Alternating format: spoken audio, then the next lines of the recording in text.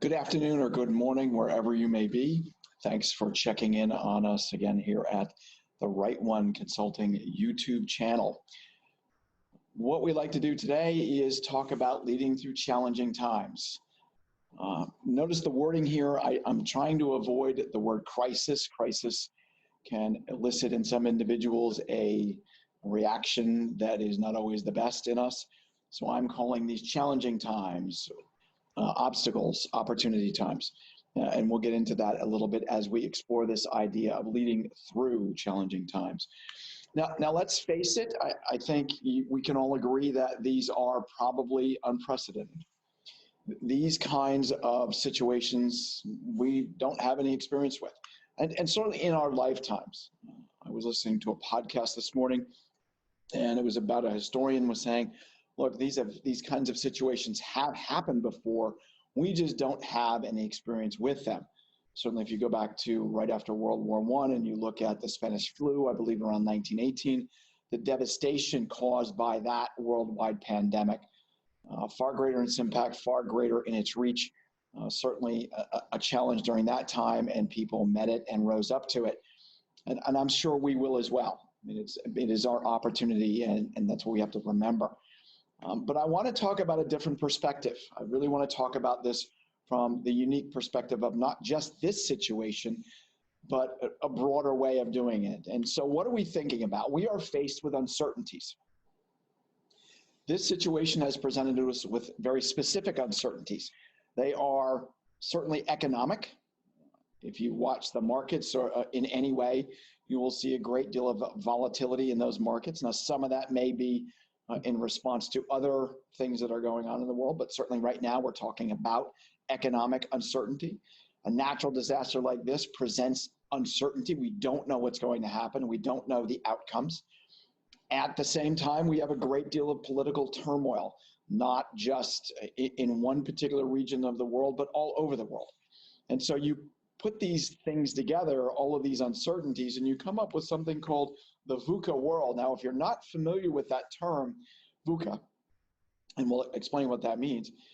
If you're not familiar with the term VUCA, that is a term that was developed by the United States military in the 1990s as a response to their changing world as they faced a world without the old Soviet Union and the rise of terrorism and other issues coming out of the changes of the 90s.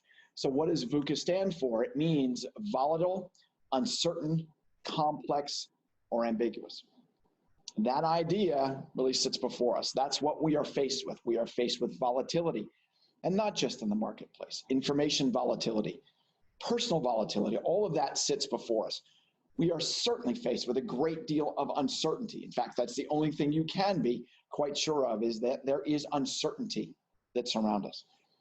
These problems are massively complex. It's not just market problems, it's just not health problems. It's all of these come together to form a dynamic and complex problem. And it's a little ambiguous. We really don't know what some of our responses should be. So in the face of uncertainty and ambiguity, we really don't know what steps we can take in a larger sense. So we are faced, consequently, with a VUCA world.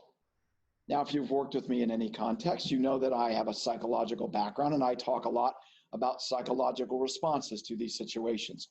So for a minute, I just want to roll back the clock. If you've been with me before in my Psychology of High Performance program, we talk about this particular curve. This is human stress reaction and response. This is a very famous curve. It is referred to as the Yerkes-Dodson's stress performance curve. And as you can see, at the bottom of the scale, we have low levels of stress ranging all the way to high levels of stress. And on the upward axis, we have performance, low and high. And so what we're going to describe here is the way people respond to stress, because I need to give you this context before we talk about leading through this. If you have no stress in your life, your performance is most likely to be low. Now, I don't think any of us at this point are really faced with that situation. But imagine if I took all of the stress out of your life, you probably become bored, lethargic, apathetic. You probably experience some of that. So too little stress is not good for us. At the higher end of the range, which is some of what we're seeing now, high levels of stress also drives performance down. Human performance tends to go down significantly in areas where there is extreme stress. So really what we're looking for is that middle zone there, that optimal stress performance. If you can find yourself in that space, and again, this is very individualized. It's basically how you personally respond to stress. It's not universal. If you find yourself in that optimal range, you probably perform at an optimal level. And as I work with people, we try and figure out where your optimal level of stress is so that you can access that level of performance. In fact, when we talk about stress management is really understanding that process and how to utilize it to your advantage. However, I want to keep this in mind as we consider the context of this specific situation. So what are we looking at? Leadership responses. The first thing I want to talk about is leaders themselves. And if you're a leader, please think about this. First of all, check your own emotions. Think about that stress performance curve. Where are you? Check your own emotions. Are you overstressed? Where are you? Think about your own emotional state. If you understand anything about emotional intelligence, self-awareness is key for emotionally intelligent people. Please think about your own emotions. I have a little phrase that I ran across on the net as I was doing some research about this, and I happen to like this. It said, practice leadership, not reactionship. Oftentimes now we are looking at reactionship, individuals simply reacting to situations and not leading. Please be aware of that difference. And if you're going to do this effectively, you have to know your own emotions, and then you can begin to practice leadership.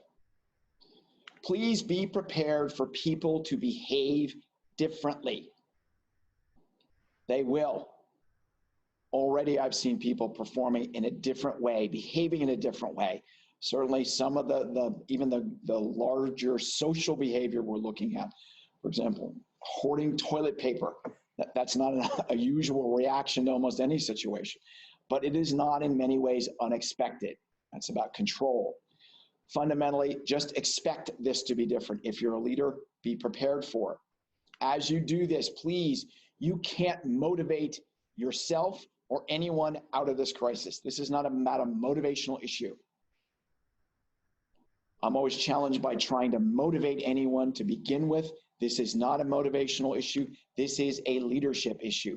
You have to lead through this. People will respond best to leadership. So please keep that in mind. What is your leadership dimension? How are you doing that? How do you intend to lead through this? But don't lean on motivation to get yourself or anyone else through this. What else do I want to suggest to you? Be careful with your decisions.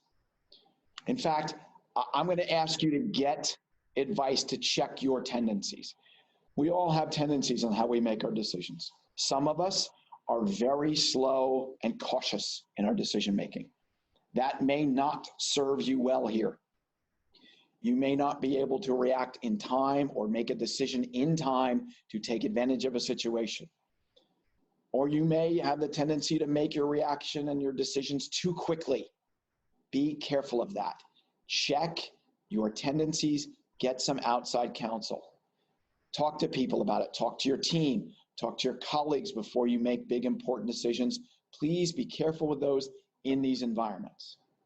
Now let's talk about your people. Let's talk about leading your people. The first thing I'm going to ask you to do is listen with greater intent. For those of you who have worked with me before, I hammer on listening skills. I'm a guy who believes fundamentally that if you want to lead effectively, you have to listen differently. Now that skill will be critical. You must listen with greater intent. Listen to your colleagues, listen to people around you. Listen, if you don't know anything about listening skills, certainly we can post a sheet for you. Just reach out for that. We can help you with that. Communicate more often. In times like this, it is critical that leaders communicate consistently. It is critical that you communicate with transparency. It is critical that you do this more often than you think would be required. This is especially true when we don't have the option oftentimes of face-to-face live communication. If we're living in a virtual community now, we need to be more careful about how and when we communicate. It's very easy to disconnect. Please communicate more often. With your people, insist on routines. One of the things that I'm getting a lot of questions about is, I'm working at home, I'm really feeling out of sorts about this. Well, I'll give you some insight. When I first started my company, I worked out of my house in my office 12 years. One of the things I insisted upon doing was having a specific routine for my work. I had a schedule that stayed in place, especially at the beginning. It was particularly challenging. Fundamentally, insist on a routine. You still have a role. You still have a job to do. Treat your work at home just like you were going to the office. Get dressed, get up, sit at a specific spot. Have a routine. What is your schedule? What are you going to do?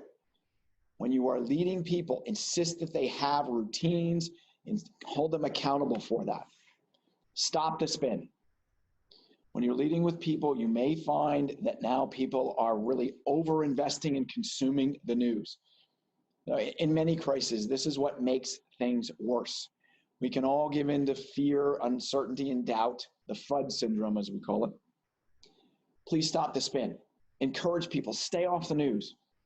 Don't be a constant and consistent consumer.